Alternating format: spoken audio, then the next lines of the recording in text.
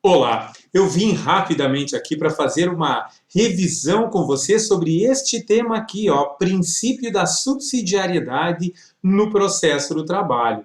E eu quero lembrar a você que a CLT ela não é completa, ela tem diversas situações que ela vai precisar buscar a complementação na legislação esparsa.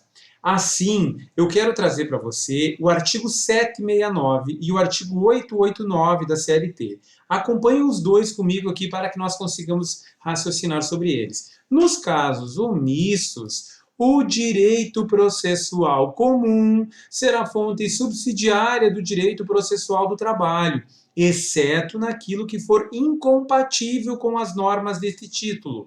Então, o que nós temos aqui no artigo 769 da CLT é aquela situação em que eu vou ter uma lacuna dentro da CLT, eu não vou ter a norma processual suficiente para utilizar no processo durante a fase de conhecimento, durante a fase cognitiva. Então, enquanto o processo não transita em julgado, se eventualmente eu precisar realizar algum ato processual e eu não tenho um regramento próprio dentro da CLT para realizar este ato, eu vou buscar como fonte subsidiária diretamente o direito processual comum, ou seja, o Código de Processo Civil.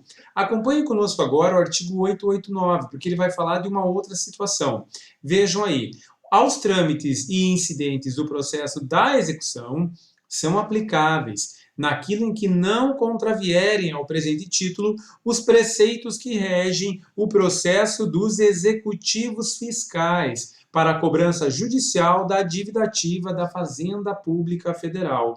Então, aqui no artigo 889, nós temos uma outra situação, porque eu estarei me reportando aqui aos trâmites lá do processo de execução. Então, quando nós já não discutimos mais nenhum direito, não estamos mais na fase de conhecimento, que já transitou em julgado o processo, nós passaremos a executar aquela sentença judicial, aquele acórdão que transitou em julgado. E se eventualmente lá na execução nos faltar alguma regra para que possamos realizar algum ato dentro do processo de execução, eu não vou ir primeiro no Código de Processo Civil, eu vou primeiramente na Lei dos Executivos Fiscais, na LEF, porque ela tem algumas prerrogativas, tendo em vista que esta é a lei que regulamenta a execução que a Fazenda Pública realiza com o particular quando ela precisa executar algum valor.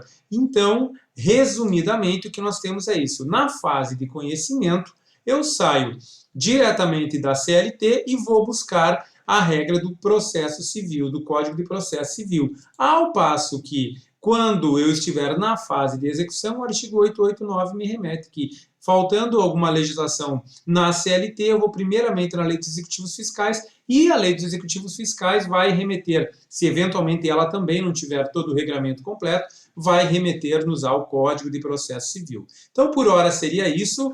Aquela revisãozinha sempre cai bem. Até a próxima!